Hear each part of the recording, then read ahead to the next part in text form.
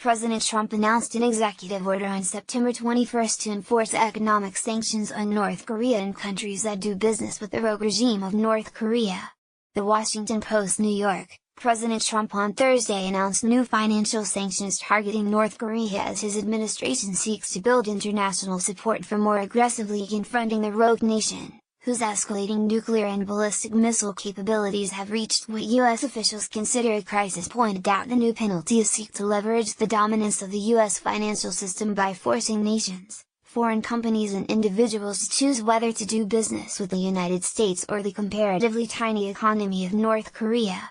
U.S. officials acknowledge that like other sanctions, these may not deter North Korean leader Kim Jong-un's drive to threaten the United States with a nuclear weapon, but is aimed at slowing him down. Kim on Thursday reacted angrily to Trump's remarks and actions this week, calling the president a mentally deranged U.S. dotard in Trump's earlier speech at the UN unprecedented rude nonsense. Kim said that he was now thinking hard about how to respond. "I will make the man holding the prerogative of the supreme command in the U.S. pay dearly for his speech," Kim said in a statement released by the official Korean Central News Agency, which also published a photo of the North Korean leader sitting at his desk holding a piece of paper.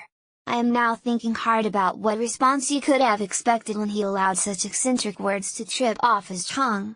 Whatever Trump might have expected, he will face results beyond his own expectation," Kim said, saying that he would tame Trump with fire. South Korea's Yonhap news agency reported Thursday night that the North's Foreign Minister Ri Yong-ho said in New York that his country may test a hydrogen bomb in the Pacific Ocean to fulfill Kim Jong-un's vow to take the highest level action against the United States. "It could be the most powerful detonation of an H-bomb in the Pacific," Ri said. "We have no idea about what actions could be taken as it will be ordered by leader Kim Jong-un." U.S. officials believe the North carried out its first hydrogen bomb tests on September 3. Trump's executive order grants the Treasury Department additional authority that Trump said would help cut off international trade and financing that Kim's dictatorship uses to support its banned weapons programs.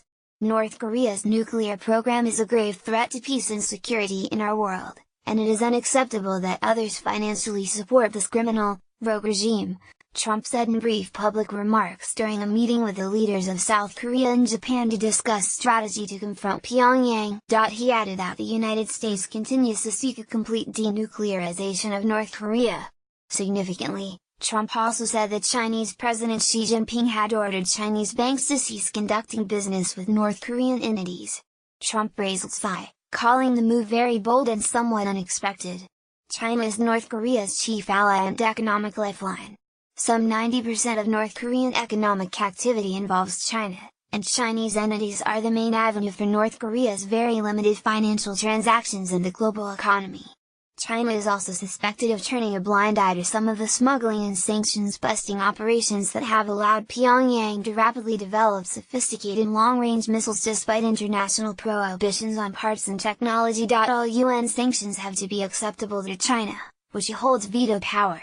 China's recent willingness to punish its fellow communist states signals strong disapproval of North Korea's international provocations, but China and fellow UN Security Council member Russia have also opposed some of the toughest economic measures that could be applied, such as banking restrictions that would affect Chinese and other financial institutions. "We continue to call on all responsible nations to enforce and implement sanctions," Trump said. Trump's announcement came as he has sought to rally international support for confronting Pyongyang during 4 days of meetings here at the UN General Assembly. In a speech to the world body Tuesday, Trump threatened to totally destroy the North if necessary and referred derisively to Kim as Rocket Man. But the president and his aides have emphasized that they are continuing to do what they can to put economic and diplomatic pressure on North Korea to avoid a military conflict.